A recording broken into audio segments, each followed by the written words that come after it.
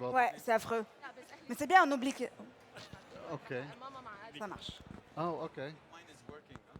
Mine is definitely working. Yeah, It's working. we can hear that.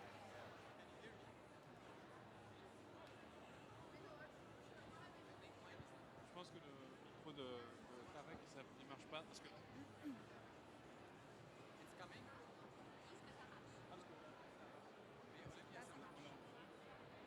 Peut-être qu'ils l'ont coupé. Moi, ça marche pas, non. Ah si. Oui.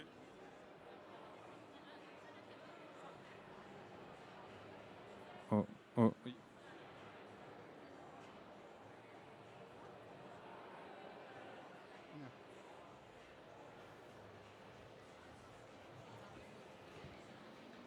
The lights on me only, or It's actually on everyone.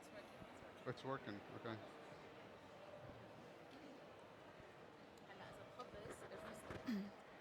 أبدا ما في حد بيشوف. Good afternoon, everyone. Can you hear us? It looks like you can.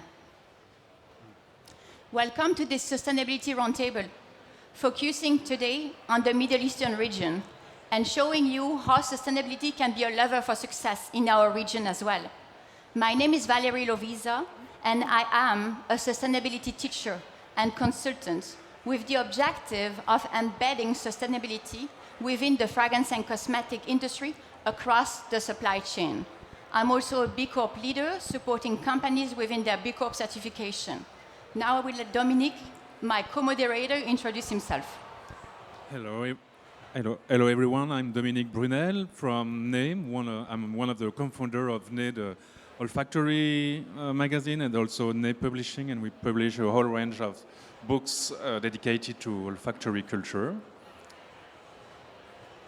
There are three key messages that we would like to pass today.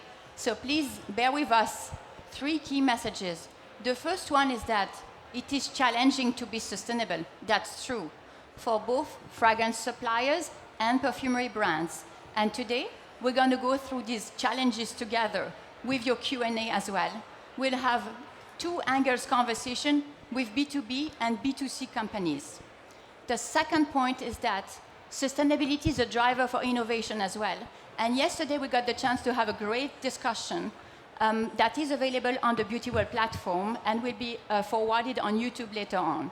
And third point, sustainability is actually a driver for success because it reduces your cost, it optimizes your resources, enables your brand to create value, and engages with all your stakeholders across the supply chain. And last point that's very important here is that when we talk about sustainability, brands will think that that's not for me, I cannot afford it, it's too expensive. And it's going to damage the quality of my fragrances. That won't be that powerful, that strong, that long-lasting. I will lose the olfactive. Actually, that's wrong. The future of fragrances doesn't have to compromise neither on quality nor ambition. So please, Dominique. Okay, so first, before we start with the discussion, we'd like our panelists to introduce themselves. So, Olympia, and first, and also, if you can tell us what your personal connection to sustainability is. Sure. So good afternoon, and thank you for having me today. I'm the co-founder of Anfasik Dukhun. Anfasik Dukhun is a modern brand that was born around 15 years ago in Oriental fragrances, and the world is around the word and the concept of shay.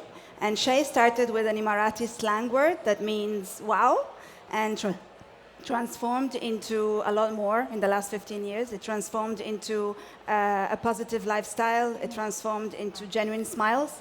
And it transformed also into sustainable, as much as possible, agarwood products. And it's been a complicated journey. I think the first question is to ask, what is sustainability? Because does a natural fragrance or a natural product, is that always sustainable? That's my question. Yeah? It could be natural, but it could still be ravaging jungles or forests. So that would be my question. Okay. Tarek, please. Well, Good afternoon, everyone. Ah. My name.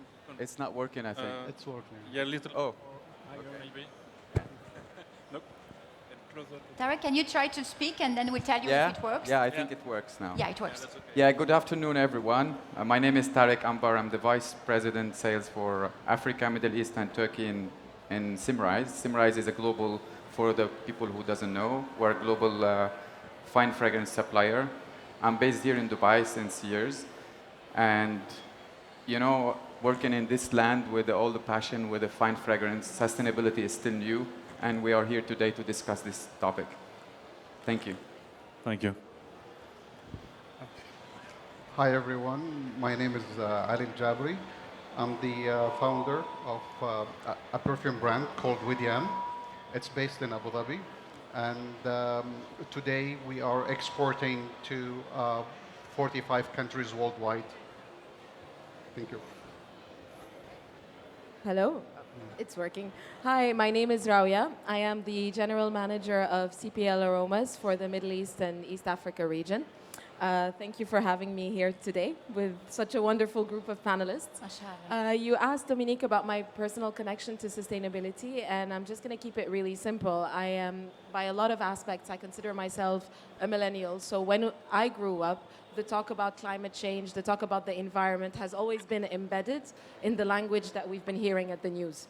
And when I had the opportunity to join CPL Aromas in a position that can make a difference, I took it because I think it's my responsibility, being in a position that can enforce some changes, to try and do things in a little bit of a better way. Thank you very much to all our panelists to be here today for this discussion. We have a first question for you. Oh, Michelle, are you with us? Should we try? Should we Michelle, try are to you see with if I us? can introduce myself as well? Can you hear Michelle, everyone? Perfect. Please, Michelle, the floor is yours. I can hear you. Can you hear me? Can you please introduce Nice yourself? to be with you, and thank you for making this virtual connection possible. My name is Michal Ben Mayal, and I'm the Vice President for Conscious Perfumery in Firmenich, a leading flavors and fragrances company. This topic is close to my heart as I'm leading it for Firmenich. And I've been in the industry of consumer goods for many, many years. In my last role, I was leading the franchise of herbal essences, shampoos globally. And when I'm a nature lover, and as I went to my favorite lake, I saw a bottle of empty herbal essences on the shore. And that was a very personal imprint of my footprint in this world. And from there came the conviction that I need to make it a better place and make sure that through the industry, we drive sustainability. Thank you, Michelle. We have a first question for our panelists. What is at stake when we're talking about sustainability? What is this to develop a sustainable fragrance? Does it mean that it is 100% natural fragrance, or does it involve a broader approach to sustainability? And then we would like to ask the question first to Firmenich. Michelle, can you hear us? Yes, absolutely. So first, by answering the question of what's at stake, I would say that sustainability is a burning issue, and it's really major shifts towards positive environment and social impact. The time for it is now. This is driven by global SDGs, so external targets that have really identified the burning issue and what we should aim for in terms of a society. And that cascades into the organization. At Firmenich, sustainability is a topic that's been part of our organization for 30 years at least, when we started with our first charter of sustainability in 1991. And basically the way we manage it is driving our goals from external goals into Firmenich goals and then transferring it to the business. Then we would like to turn the question to Tarek as well. What would be your definition of sustainable fragrances? Yeah, as a Simrise, we're a German company. We take sustainability very serious. So we have pillars that we follow on on a daily basis to make every fragrance or every formulation sustainable. The 4 pillars are social, innovation, footprint, and care. After that, we created a score sheet there where every formula should go to the score sheet to see if it's renewable, and we have a score on that. We go there to see the land usage, the energy we waste on it, the emission, and many other aspects. And today we have almost double of the whole industry as average renewable in our palette. So renewable ingredients. Exactly. And a lot of in green technology as well. You invest a lot in green chemistry. Yeah, mostly based on green chemistry. Thanks to our investment in California in Renaissance company, where we produced a huge number of molecules to the industry based on green chemistry and renewable energies. Perfect. Now I'd like to turn to Rajah. Rajah, one question for you to complete the answer here. Should we develop 100% natural fragrances? Oh, Valerie, you're asking me a tricky and touchy subject here. Yes. Because from the consumer perspective, the end user perspective, there is this skewed association that 100% natural is better for you and better for the environment. But the reality is, when you're considering 100% natural fragrance, just imagine how much it takes to produce 1 kilo of Rose Absolute. You need 1 ton of roses. So if every single brand on the world started working around natural perfumes, that would be a tremendous toil on the actual resources. Yes, they are renewable, but we need to think about the land. We need to think about also the plantation and all of those things, and not depleting natural resources. If I may add one thing to what you were saying, there's an aspect that is really the responsibility of the perfumer when we're talking about sustainability, and that needs to be a question that's asked.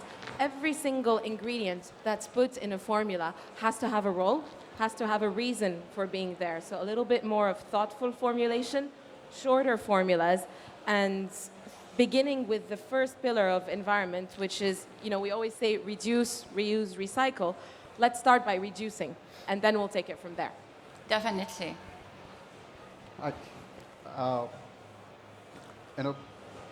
From a brand side, sustainability is extremely different. If we're talking about sustainability as environmental friendly, we're going to fall in a dilemma where we don't know what to do. Do we satisfy the customer's needs or the environmental needs?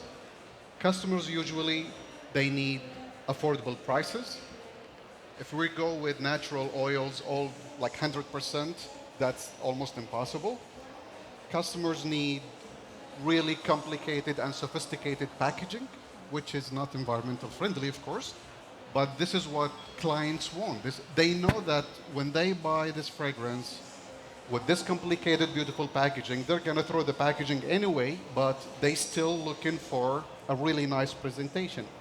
So in terms of sustainability as a brand, it's a mission impossible, to be honest with you, especially these days where brands really suffer and struggle to secure a sustainable supply chain.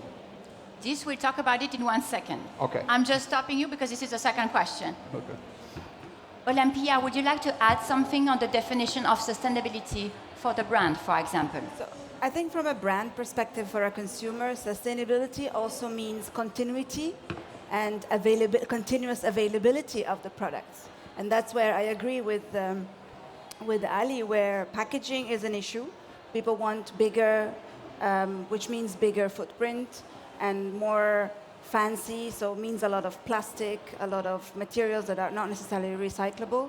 Whereas, and this is what luxury consumer demands. But I think the question is also, what about the future consumer?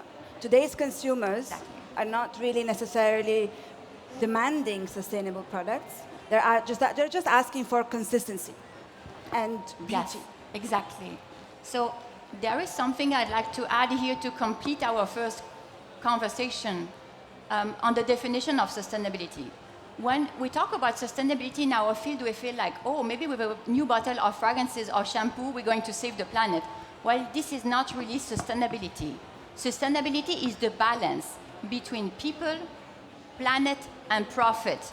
We need businesses to strive, to be able to be sustainable, and then to have a positive impact on healthy ecosystem, the climate, plus take care of our people and support local community. This is what sustainability is about, to try to find this balance, this harmony between our three pillars. So we'll pass the hand to Dominique for the second question. Yeah, thank you. Actually, Olympia and Ali have begun a little bit to address the topic, and we'd like to know more about what your sustainable journey has been, and the challenges that you met, Yep. especially in time of COVID, and along with your key takeaways. So for And us, so we began with this B2C special angle and as a brand. for us, the journey started back in 2011, where Anfasik Dukhun means breathing incense. So our core business is not necessarily fragrance. I mean, our iconic products are the incense business, is the dukhun. So, and that is made of agar wood. Now, agar wood is one of the most precious, the rarest ingredients available in perfumery. And it's also regulated by CITES, which makes it almost an extinct product. Sure. Now, nowadays, everyone claims to have oud in the products. That's another topic. Maybe that's another discussion. But with us, when it comes to incense, it's actually made out of agar wood powder. And that agar wood powder is trees being cut wild in the jungle. So since 10 years till now, we have really strived and did our best to work with farmers rather than just importing wild oud. And in the very beginning, there was a huge challenge because wild agar wood, of course, smells better. It's like your wild strawberries versus your, greenhouse strawberries. And to transform it into something that people would accept and consider as luxurious was a challenge. So we went a different direction, and we adopted the idea of transforming agar wood into sticks, which is more of an Indian or Far East tradition. And we came up with a concept that is called aquilaria, where we basically make oud sticks. And since then, we are selling around 300,000 sticks every year, which means that we're technically saving around 100 trees a year. But the challenge is, I know this, you now know this because I've explained it to you, and no matter how much we try to explain it to our consumers, people don't buy it for that reason. Yeah, okay. And we talked also about this packaging issue. Yeah. As Ali said a little bit, because your customer here, what do they want? They want big, they want fancy, they want a lot of foil, a lot of gold, a lot of additional fancy elements to the boxes, which, as Ali rightly said, eventually ends up in the garbage. So it's always been a challenge. And Anfasik Dukhun has always tried to stay very minimalistic, and we use mainly paper and wood. That's as much as we can. And we stay away from plastic and too much of other. You don't get any complaint about that? We do all the time. People come to the store and say, no, but we want a bigger box. And we're like, yeah, but it's not good. We want more fancy hard boxes. And especially, I think size is the question.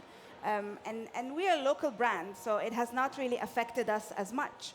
But when you think of, a bottle, a perfume bottle, the volume of a perfume bottle, and if you actually make a box that only fits that perfume bottle is one thing, but if you start making these beautiful outer packaging that take 3 times the size of the bottle, it means that to ship, you're going to need 3 times the space, which means that you're going to need 3 times the carbon footprint to make it reach anywhere else. So. Thank you. We'd like to ask the same question to Ali Jaberi from Withyam. What is your sustainability journey? Challenges, takeaways, COVID situation, how difficult was this? Since we export to 45 countries, each country has its own rules and regulations, and it's like a nightmare to enter any new market, to be honest with you, because Some markets, they ask us to give them the weight of the cellophane on each box, which is like, you're talking about not even grams, like micrograms. And because they want to calculate how many unrecyclable elements we have in our packaging. So to avoid this dilemma, we added a small ribbon to our boxes from the inside where you can remove the bottle's bed, the base, and you can reuse the box, because I don't want people to throw the box. Yes, the box exactly. is really beautiful and expensive at the same time. And at the end, the customer paid for it. Let's be realistic. Yes, it's true. So why would they throw something really beautiful? So why don't we make it reusable, if I can say? This is only one part. The second part was we tried to use more natural ingredients. And to be honest with you, not because of the environmental issue only, but because some natural ingredients, they really smell better. They last longer. They give you a different feeling from the synthetic ones. So we tried to do that, but we got hit by the prices. Yes. And the availability of raw materials and the supply chain in general. And we're talking about the period before COVID-19. So after COVID-19, that's another story. That's another nightmare. One country opens, the other country closes. The availability of raw materials is not as easy as it used to be. Shipping costs are tremendously costly these days. You told me something that really struck my attention. You say that the shipping cost quadrupled, is that right? More than that. This is incredible. The prices of shipping these days, they increase month after month. And this is a global issue, not only like regional. This is global. And all of these added costs, you have to at least compensate it somewhere else. Yes. If you're going to increase the prices because the raw materials and the shipping and all the costs have increased, customers will never accept that. No. They're not going to be happy. They're not going to accept that. Especially now, like more people are losing their jobs, and you know spending capacity, if I can say, it's not the same. So who's gonna adapt these increases? The brands, or the customer, the end user, or the quality? So you don't want to jeopardize the quality. At the same time, you cannot increase the price, and your customer will not accept increasing the prices. So what if now we talk about sustainability and the journey, but from a B2B perspective? What can we do on the B2B level to support brands? So I wanted to bounce back on a couple of things that Olympia and Ali said. So Olympia, you talked about the carbon footprint. And I think this is one of the key elements that we can tangibly act upon. One of them is by producing locally as much as possible for brands. So that's one of the reasons why, for example, at CPL, we chose to have a local factory so that we can cater to the local brand. The carbon footprint definitely goes less. The second one, pertaining to what you said as well about the size of the things that we are shipping, it's exactly the same logic that we are applying to fragrance. Imagine that, for example, for one particular product, we are using 1% of a vanilla scent. For a batch, you end up shipping around 10 tons of vanilla scent. Now, can you imagine a world where that exact same vanilla scent has been formulated to be fully compacted, and instead of using 1%, you use 0.1% without compromising on the performance? Suddenly, instead of shipping 10 tons, you're moving around 1 ton of vanilla. And the impact that you have on the carbon footprint is absolutely tremendous. You save on shipping costs, and you are capable of delivering to the customer the performance, and they will not compromise. The end consumers will not compromise on the smell, on the performance, and so on. So this is really where we, as a fragrance house, have a role to play. Just one thing to bounce on what you say, because it's fantastic to have this compaction, you said, huh? Yeah. Compaction, concentration. We call it Ecoboost at CPL, but it's a compaction and smart formulation of fragrances But with usually- the aim of losing less. So I just don't want to forget the idea. But in the Middle East, when we think like we are spending a big amount of money for fragrance oil, we want to make sure that we get enough of oil for our money. And usually we go bigger than smaller. So what is the perception of customers? Like they're going to receive only 10 liters of oil versus before they were receiving 100 liters. What's the perception? This is where the education has to come into play. And we do a lot of this with our own, end customers, is that in the sense that we do blind tests. We try to tell them, pick the one that you find is the strongest. And most generally, they will find that the compacted type of fragrance is stronger because if I can draw a simple analogy, when you're adding sugar Yes. to your tea, right? After some point, you've added 3 spoons, you will add the 4th, you will add the 5th. It's no longer going to make any difference. It's going to settle.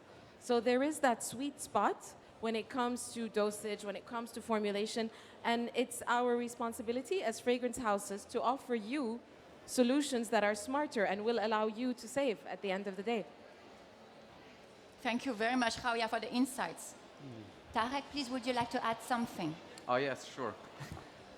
So today in Middle East, sustainability is not the highest priority on most of the brands because of end consumer not demanding this on a big scale. But we are sure 100% that this is globally a top priority, and it's coming to Middle East sooner or later. So we want to put our hands together with our close customer, our partners, to educate end consumer on sustainability more in many ways. End consumer in Middle East, they are passionate, they love fragrances. Sometimes they know a lot about ingredients and niche fragrances and all of that. We have to shift this in a way. And as a Symrise company, as a supplier, we can play a big role in the juice itself, where we can deliver today 100% juice based on renewable and could be in one fragrance. So this fragrance is based on a trash of the industry that we can do distillation with patent like Simtrap that we use today from juice factories all around the world, from the leftovers, to make raw materials that can make in a bottle, and you can advertise that. But is the end consumer in Middle East ready to this or not? This is our role to inspire them with this and other things to reach that goal. So we will talk about consumer education in a minute and as well about innovation. And just because Roya was talking about carbon footprint. Yes. And what about your position? Yeah, we're positioned today. And objectives. We position today, and the footprint we will be, I think, climate clean 2030, and I think this is 40 or 50 years advanced than the industry. Yeah, thank you. And last but not least, Michal, can you hear us? Yes, I can. Would you like to Yes, tell us? and I hear the discussion, and I agree with what's being said. At the end of the day, I think it's a combination of driving what is important for the consumer and combining it with cutting-edge innovation and creativity. We hear it very clearly. It's true worldwide, and it's true in the Middle East. Consumers don't want to compromise. They want the richness of the fragrance and the packaging. And we see from Gen Z, people are searching for transparency, searching for doing good. So sustainable luxury is the direction. And therefore, we need to reinvent the way we deliver fragrances. We cannot compromise on the richness and the creativity, but on the other hand, we need to find innovative ways, and that will be a combination of both natural and synthetic that are both done in a sustainable manner. Thank you, Michal. I will even bounce on what you just said to move on to the next question, because you said something very important. You said we don't want to compromise on fragrances, quality or ambition for our businesses. Then something else. When we talk particularly to the Middle Eastern region, how can we embed sustainability within the region while respecting tradition, culture, and love for fragrances? So first, we'd like to talk about this question on a B2C angle. So we're going to talk to Withyam and Anfasik Dohoun for this specific question. So Olympia, please.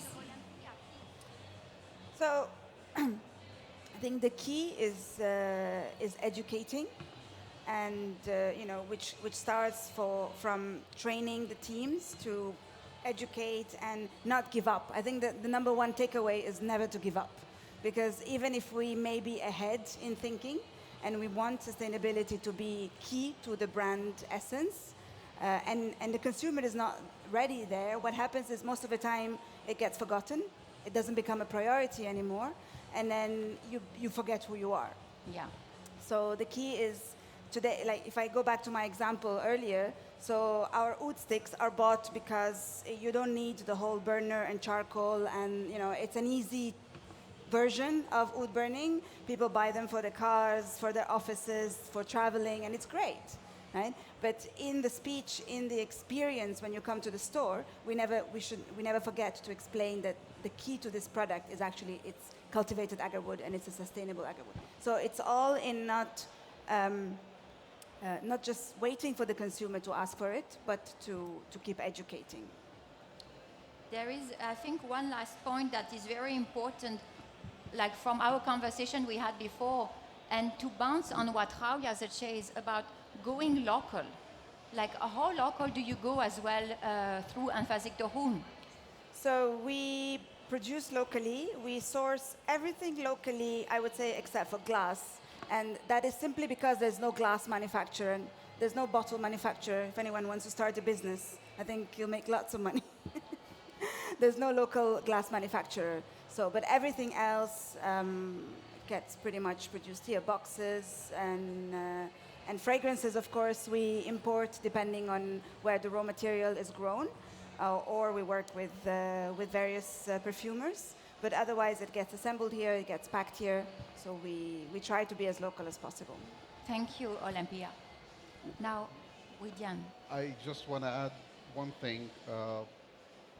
I totally agree with Olympia regarding education.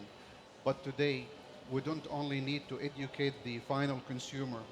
We need also to educate those who think that they know fragrances, to be honest with you, and they call themselves bloggers. Because There's one there. they sometimes divert and direct consumers to the wrong direction.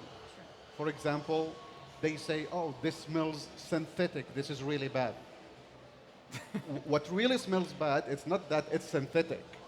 Maybe the composition itself is really bad. That's Or a huge it's topic, not, huge topic. It's not really done correctly. But it doesn't mean synthetic is bad. Yes, sure. It doesn't mean that natural is always good. It doesn't mean that sometimes when we receive emails, sometimes we receive comments like through social media, is your product tested on animals? I was like, who tests fragrances on animals? Let's be realistic, okay? They think they know, but absolutely they don't, and they need to be re-educated because their comments, their platforms on social media and websites, they misdirect final consumers. Exactly, and we will talk about that point and about digital communication at the end of this question. Okay. I kept you for last as well. Okay. Now I'd like to turn back to Tarek. So Tarek, how do we tackle sustainability in the region in respect with culture tradition? Yeah, I think we have to go on and on with our marketing concepts and inspire our partners to see how we can tackle this issue with their end consumers. It's not an easy challenge, we all agree on that, but I think we have a lot to do in this. And I agree, we need to do more in this aspect to inspire brands to drive end consumers to this goal. You know, my message on that, we cannot inspire them only with the juice that we do on a daily basis for them, but also the way how they do their packaging or the way how they market themselves as well, because of our global experience. Of course, they have the local experience more than us, and we learn from them, but in the same time, we have to work together on that, and it's not an easy challenge, I agree. It's true. Rajah, would you like to add something? Yeah, first of all, I love Ali's comment. That was really, it was really interesting that somebody points that out about the smelling synthetic and smelling natural. So just to comment on that point, we recently did an exercise, and it was an exhibition in Paris, where what we did is we created 100% natural fragrances that smell very synthetic and 100% synthetic fragrances that smell very natural. And the whole idea was to see how we can play with the mind of the consumers and see, guys, this is a perception. It's all in, you know, the communication and everything. And like Tarek said, it's about having a good fragrance first and foremost. But yeah, first, I mean, definitely education, definitely not giving up. I 100% agree on that as well. But another thing to keep in mind is that there's a new generation of consumers coming along the way as well. Gen Zers, TikTok generation, and these guys, they don't just see the world from a local lens. They're always on their phone, they're always on their social, and they are widely aware of what's going on elsewhere in the world. So I think they have a role to play as well in forcing the brands and the suppliers to be more accountable on what they do. Totally right. Thank you, Hawia, for sharing. Now we're going to listen to Michal's comment on how to embed sustainability within the Middle Eastern region. Michal, the floor is yours. Yes. Thank you. So I think we all agree that we don't want to disappoint the consumer in terms of the fragrance. So that's first and foremost, how do we drive a fantastic fragrance with great performance with sustainability? And for me, that's really the key to that is through innovation, as we said earlier. And I think the way we enable our customers to do that is driving storytelling on ingredients that drive sustainability. For example, our white biotech ingredients that are 100% natural, and at the same time, they have a much lower sustainable footprint, and therefore they're much better to be used in a fragrance. They have, on top of that, very sharp fragrance and olfactive notes. So they perform on an olfactive aspect as well as on a sustainable one.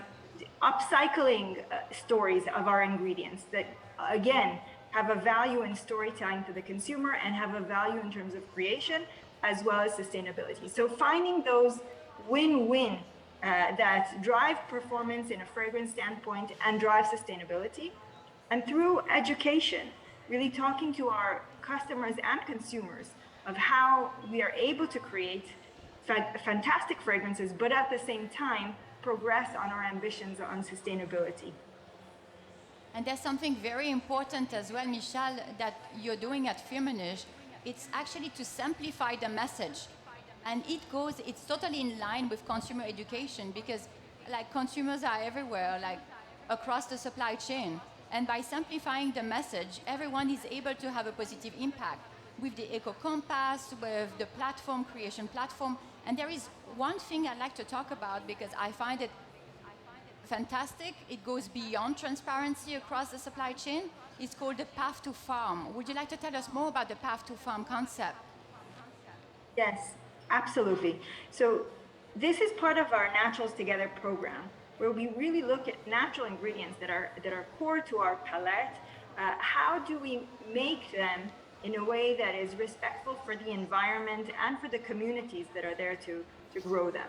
So starting our journey on responsible sourcing, ensuring that our ingredients are grown in a way that is both supportive for their environment and the community. We started this program of Path to Farm where we have a first mile traceability. We're able to identify the ingredients at the farmers where they're grown with the farmer and understanding their livelihood. What is their access to water? Do they have access to education? And driving transparency through the full supply chain from the first mile, from the farmer, up until it arrives at our clients. And we have an opportunity through that program to really drive impact, both from the crop standpoint, but also from the community standpoint. So exactly. And lastly, I would say this allows, on one hand, to do good at source, but it enables fantastic personalized storytelling for our brands. So to your point on driving simple messages that also drive value. And this is very easy to use through an application. You can, as a like perfumer, let's say, you will scan through the application the product you receive with a QR code, correct, and you are directly connected to the farmer. And then you know which farmer produced your oil and in which condition, what's the supporting program. And I think this transparency is very essential across the supply chain. Then there's one key point I'd like we talk about here, and this is going to be with you, Ali, because when we talk about sustainability, it means that our businesses have to be sustainable as well. And there are other challenges that we are facing in our industry right now. And one of them is the counterfeit issue. Yes. Unfortunately, this is a global issue. Yesterday, I was walking by one of the booths here in Beautyworld, and I saw a copy of our product, to be honest with you. And it's displayed in exhibitions. And when I talked to the guy, he was like, yeah, this is ours. We registered it. I was like, okay, you steal somebody's idea and you register it first, and then it's yours. And You mean the same name, the same packaging, the same no, fragrance? it's like the same look and feel, but I traveled to Saudi 2 years ago because I saw exactly our bottle, like 100% our bottle, our cap, everything, but with a different name. So I traveled to Saudi and I went to the store directly and I bought it myself. And I was like, wow, this is my bottle. And once I found our fragrance online for sale, the price was less than our cost. Oh, wow. I was like, how come? Like, how can they do it? So I ordered it, and of course they were using our official pictures. So I said, maybe it's a counterfeit. So I ordered it, we received it, and it's there with the logo, with everything, even with our manufacturer's address in France, like the same thing. But the juice, of course, it's nothing like the original one. How can you protect your innovation? Like, you work hard, you design things, you spend time. Sometimes you spend 2 to 3 years only to create one fragrance. And then someone comes and just copies it. Yeah. Unfortunately, there is no way that you can protect your own formula because what Sorry, consumers... I'm sorry. Sorry, but today there is a way. We, in Simrise, we created a technology that you can put in a formula that it doesn't appear with a GC analysis. You know, that it crypt the formula in a way that it hides so many raw materials that it doesn't make them get the goal of the same one. But the question is, as a consumer, will they smell it the same or not? Because, okay, professional-wise, you cannot really copy it 100%, Yeah, but maybe sure, they sure. can use different ingredients to end up with the same smell. And that's the problem here. And there's also another problem where I found out that one company was collecting empty testers from the market, and they fill it in their own labs with a copy of the original fragrance. And they sell it as original. So when you touch the bottle, when you feel everything, that's the original bottle. And they sell it as a tester. That's why they're not having the original packaging. This is a tester. So counterfeit is really the ugly business in perfumery and cosmetics in general. But at the same time, just to feel good about it a little bit and you can sleep at night, you say, okay, they copied our product because it's successful. Successful, yeah. That's what I was But going to say. but at the No, end of the it's a day, good indication because if they spend so much time Yeah. into copying something, it means that it's really good. It's good when it's that way, but when they start hurting you with a profit, Yeah. it's a bit, you know, like, but it happens. But I think what happens is that a consumer would probably buy a copy once and then realize and then go back to the original. sometimes the competition and counterfeits, it's so professional that it happens between brands themselves. For example, we have launched a fragrance that we worked on for around 3 years until Beautiful. we said, okay, this is it. And because it's so beautiful, we said this is a limited edition. It's not for everyone. And we launch it once every 2 years with a serial number. Every bottle is numbered. We launched it in 2016. In 2018, another well-known brand launched the exact same scent under their name, under like a different bottle, and became their bestseller. What really hurts, if you go online, clients and customers, they say that we copied them because they're more famous than us. So they say that we copied their fragrance. But if you go, like, for example, to Fragrantica, you will see that this fragrance was launched 2016 and the other one was launched 2018. But you cannot really argue, with big brands. Sorry, if I can just add something here. I mean, Michel was talking about the path to farm system, and I think it's based on blockchain kind of traceability. And this kind of model could eventually be the solution to have, from the factory to the shop, traceability on each bottle. So I think digital has a role to play in protecting counterfeits. You're totally right. Exactly. Thank you for sharing. There are plenty of other topics we could cover here. There is another one that we could just touch upon, where we were talking about influencers, for example. They have a lot of power because they give their opinion online about fragrances, and often the rest of the world doesn't have access to these fragrances, so they cannot smell those fragrances, so they don't know what it really smells about. But what about we could develop a tool to actually be able to visualize the smell online? So, and this is something that we discussed through our conversation. So how would you, as brands, try to visually communicate your fragrances better? Would that be a way of being more sustainable in the market?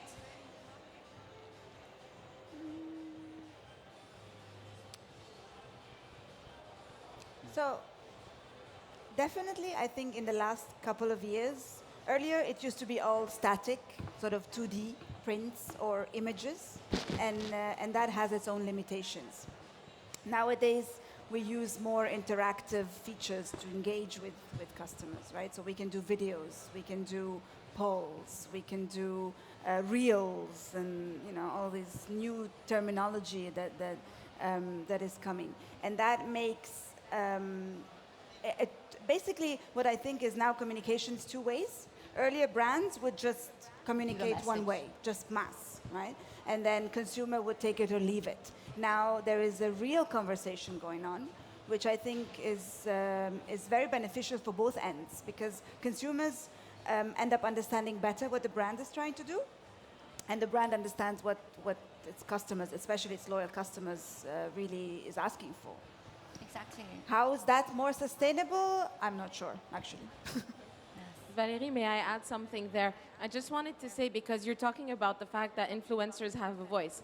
So as fragrance houses, we need to treat them as partners, because they can vehicle some of the messages that we are trying to convey to the wider public in their own language and in their own simplified ways, or in a way that makes it approachable and fun. Yeah, so one of the things that we've been doing, for example, as a B2B business, is we conduct monthly, bi-monthly webinars to talk about a particular issue related to sustainability. It could be naturals, it could be upcycled ingredients, it could be protection of a formula, it could be, different topics. And what we do, we make sure to invite our direct customers, but we also invite press, influencers, and media, because the more we communicate on those messages, it becomes part of the media landscape, and it becomes something that's generalized and normalized. So that's where I find that there's a role to play. True. Thank you for sharing, Hawia. Now we'd like to talk about IFRA regulation. And bear with us for a second, it's not going to be too long. So what about IFRA regulation in the region? Is it an easy task to ensure that all your fragrances are IFRA compliant? I'll leave that one to Tarek. I'm joking. That's a challenge. Yeah, a big demand about IFRA today, especially from our partners in Middle East. And it's a challenge for them sometimes to make IFRA fragrance with high amount of safranal or natural oud. And they come back to us, they say like, we have the same fragrance, but from another fragrance house, and it is IFRA. And this is a big challenge, and we put it in with the technical department, and we see the fragrance is like IFRA minus, is not IFRA plus. And the challenge to change that, it's not easy at all. But on a daily basis, we have to show that really, if they want to go through IFRA, they have to compromise on some raw materials that unfortunately we cannot add to the fragrance nowadays. And if they accept that challenge, we can do wonders together. Fantastic. Okay. I thought I dodged the bullet. No, basically saying that, I mean, at the end of the day, IFRA's role is to make sure that the end consumer have products that are safe for their use, regardless of any potential allergies or any potential issues. So there is very thorough science that goes behind it and a lot of analysis that goes into products. And the fragrance houses, all of the serious fragrance houses, are members of the IFRA, have signed the charter. So by default, we choose to comply with IFRA. Then we are having difficult conversations with some of our customers who will tell us, I don't know, I export in a country that nobody knows, nobody cares about this, but as a fragrance house, it's our responsibility to comply. So we do, it's not a question. And this is something very good that you just did right now, is that you gave the definition of IFRA. And then the purpose of IFRA. What's the purpose of IFRA? Is to ensure safety as well and environmental protection. So this is the role of IFRA. So now from a B2C perspective, shall we talk about compliance? For me, IFRA is just like the HR department in any company. Everybody hates, but you cannot really live without, you know? I poker face. Yeah, to be honest with you, because they always say it's a recommendation, but everybody knows that it's a mandatory for the market. And they keep updating their standards all the time, which means you need to reformulate your fragrances if they're not adapting the new regulations. Reformulating any fragrance, that means it's not going to be the same as the original one, no matter what you do. But you try so hard to be the closest as possible. And for me, it's just like a pain that I need to take. It's just like the vaccination of COVID-19. I'm sorry. Because I've been through so much last year, you know, because of IFRA. And I will stop right there. There is something very interesting that you said. You say that fragrances got stopped in the UK because they will shortly not be IFRA compliant anymore. So they didn't want to sell it. But they were still IFRA compliant. But because there are new regulation and amendments coming up, then they would not be in a few months down the road, no more IFRA compliant. Exactly. So how do you handle with such situation?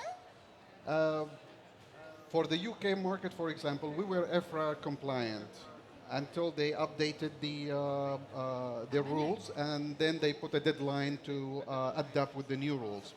So if you pass that deadline, that means you need to pull out your products from the market because they're not IFRA standard, which means that we need to buy it back from all these stores. And ship back. It's not only that. You're going to buy it back, but who's going to buy it again from you? No one, because it's not IFRA compliant. So you're going to ditch it where? Like the gray market, you're going to destroy your brand. So what to do with thousands and thousands of bottles? That's a waste of money. Just because they updated their regulations and there was no time really to clean the market and clear the market from the old version of any fragrance. And what we suffered about was only about 2 ingredients, which are lilial and lyral, and they are like in 90% of our fragrances. That means we need to change all of these again. You say 90%, right? 90% of our fragrances, they were having lilial and lyral, and now the new productions, they don't. They're compliant with the new IFRA rules, but we're struggling with the old stock in the market already. So just to answer your questions, because we had a conversation with Martina Bianchini from IFRA on off, because she would have loved being here today, but unfortunately for technical reasons, she's not able to be here with us. And we were discussing about deadline. And then she said that for a new product that we launch on the market, we have 13 months to be IFRA compliant. Whereas for a product that is already on the market, then we have 18 months. But what about that amount of time, 18 months? This is not enough? It was not enough because we had the COVID-19 lockdown. Stores were closed. No one was buying anything online, especially like when we talk about fragrances, it's really hard to market fragrances online because people need to smell it, unlike skincare and cosmetics and makeup. So we lost around 18 months already during the lockdown. I just wanted to add something because we know IFRA, the main members are Givaudan, Symrise, IFF, so the 7 big companies, Yeah, La Roma, BASF also, Symrise. and also the local professional organizations like Prodarome in France. But I think there is no professional organization that is able to represent you with EFRA. And I was wondering, so if you have any contact with them, or is it something very far from you, or have you any opportunity to discuss this directly with EFRA? Basically, you're forced by your distributors because your distributors don't want to take the risk. So they say, we're going to take only EFRA compliant products. So it's not about you contacting EFRA or... I understand, but I mean, if you could talk to them and say, it doesn't work the way you want us to work, so can we find another solution for the delay, for instance? So you directly, as a brand, talking directly to them because it impacts your business. Sure. It's all about education.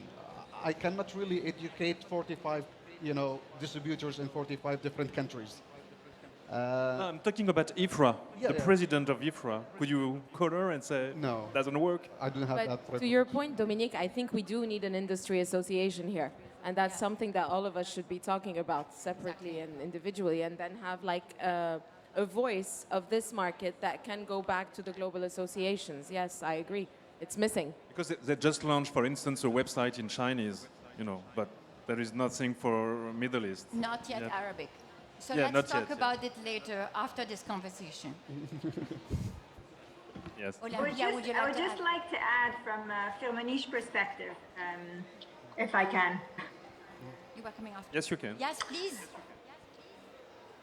Yes, I would just say I think for us the way it works is we fundamentally believe that again in the context of no compromise we make no compromise on safety, and IFRA bears a responsibility of ensuring that and regulating the ingredients and constantly updating and I fundamentally believe that this is something that is supporting the industry. So working with that force helps us. While in short term it makes our lives complicated. I definitely agree on that. But by fundamentally agreeing with the objective of obeying to the strictest safety rules, it enables us to go along with whatever is needed. And there is something else, Michal, that I would like to add to your argument, is that here in the region, at this stage right now, brands can become supporting members of IFRA. Not necessarily 100% members, but supporting members. And in that schema, you have access to webinars and education material as well. So it is possible to enter directly in contact with IFRA as a supporting member. Thank you, Michal.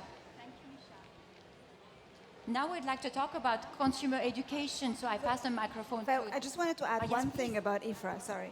So my take on this is that IFRA, as was rightly highlighted, is to ensure customers are getting a safe product. Yes. And IFRA assumes that fragrances are sprayed on the skin.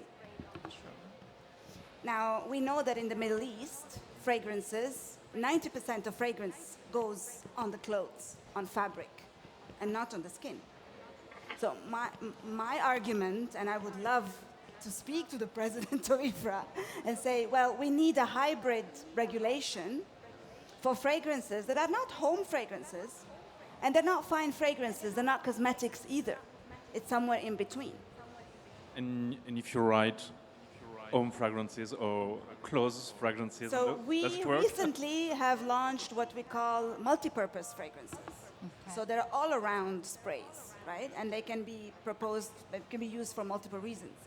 But culturally, and this is where we go back to the heritage and the culture, your fragrance will be sprayed on your shela or on your gatra, on your kandora, on your abaya. And we as expats have adopted the same thing. I don't spray fragrance on my wrists anymore, right? I spray it on my clothes. So the dangers are mitigated. It's not the same thing anymore. Totally right. Good point. Thank you for sharing, Olympia. Yeah, sorry. But just, and at the same time, sorry, but the retailers and distribution here in the Middle East, they don't ask for compliance, I guess. Okay.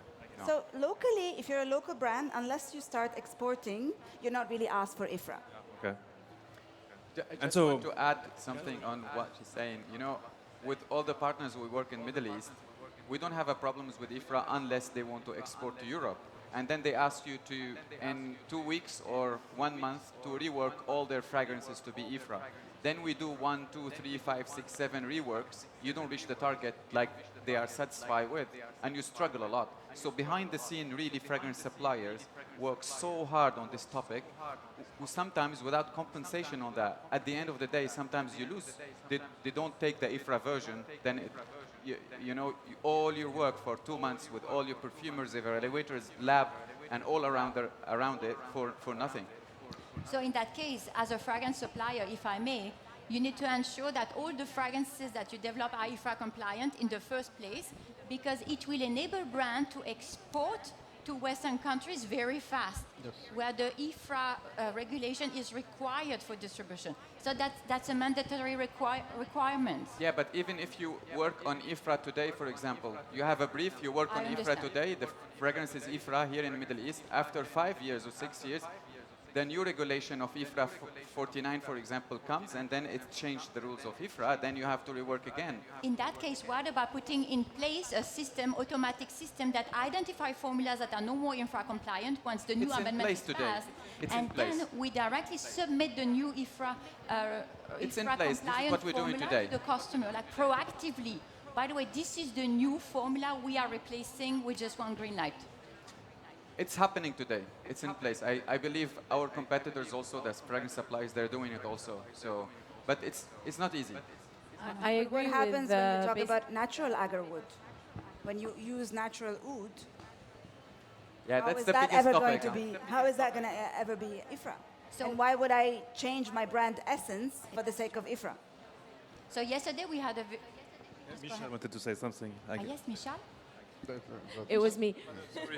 No, I'm just nodding. Sorry. No, basically for me, the only way we work through all of these issues is through a conversation with IFRA, because it is the International Fragrance Association. So there's fragrance in there. And if we as fragrance houses and fragrance brands don't engage in these conversations, highlight these issues, talk about the fact that, you know, of course safety matters, but also there is the usage of products, as you rightfully highlighted, that is very cultural, very related to heritage. Unless and until we bring these topics to the table, yes, there will not be a change in the way that IFRA is evolving very rapidly. Plus, as a signatory members, like you all are, like CPL, Simrise, Firmenich, this is mandatory once or twice a year to actually engage with IFRA. Totally right. So this will be taken... Yeah, we are a member of IFRA, and then globally we have, you know, a lot of conversations with them. But to listen to this market in specific, it's not, you know, like happening every day. So that's the challenge we face.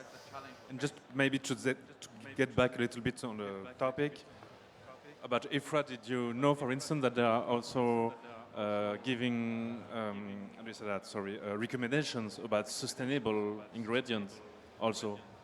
There are also, thanks yes, to in the charter, exactly, for instance. So it's not just about safety, it's also about sustainability. Making sure that all the fragrances that we develop with the ingredients are actually safe for our ecosystem. I guess maybe it was the first time in the 50th amendment, or the... So it's yes, that's right. It's quite recent. Yeah. See the thing, only one last comment. No one is against regulations and safety and sustainability. It's how it's done. So we're really against the bureaucracy and the one-way direction only of a conversation. We are extremely small here compared to Chanel, for example. So what's happening to Chanel number 5? It's been there almost 100 years. Is it EFRA or no? This year, it's 100 years. Yeah, okay. So is it EFRA or no? So will they give up their signature, their iconic, their all-time classic for these rules and regulations? That's another issue, you know. Like it has changed a lot. It's Yeah. totally different. No. We have the answer on that. It's happening, yeah, for sure. All the global brands. When you saw the first Fahrenheit and you have the Fahrenheit today, it's been reworked through the years. Yeah. So we reworked it, we put it, and today it's IFRA. And to Christian, add your to- Fahrenheit. My question would be, how many people actually got so harmed from the old Fahrenheit? No, but to add to what Tare is saying, not only does IFRA give regulation, in addition to that, most of the global brands have their own regulations that come on top of IFRA. So typically, when there's all of these consolidations and a brand like Guerlain gets bought by LVMH, you can be 100% sure that all of the fragrances have nothing to do with the originals. Sure.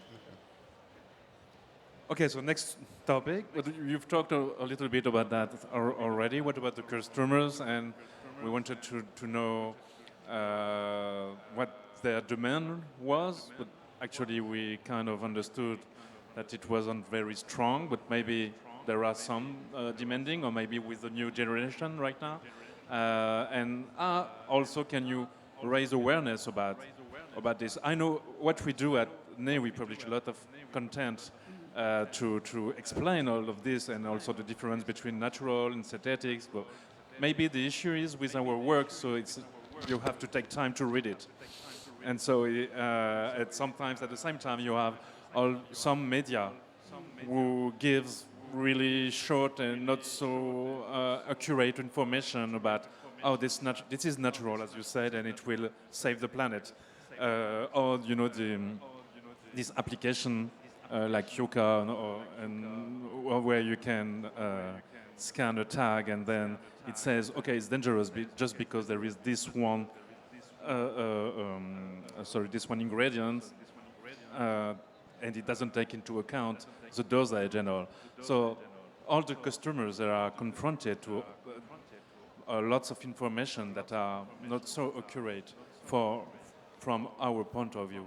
And how can you help them?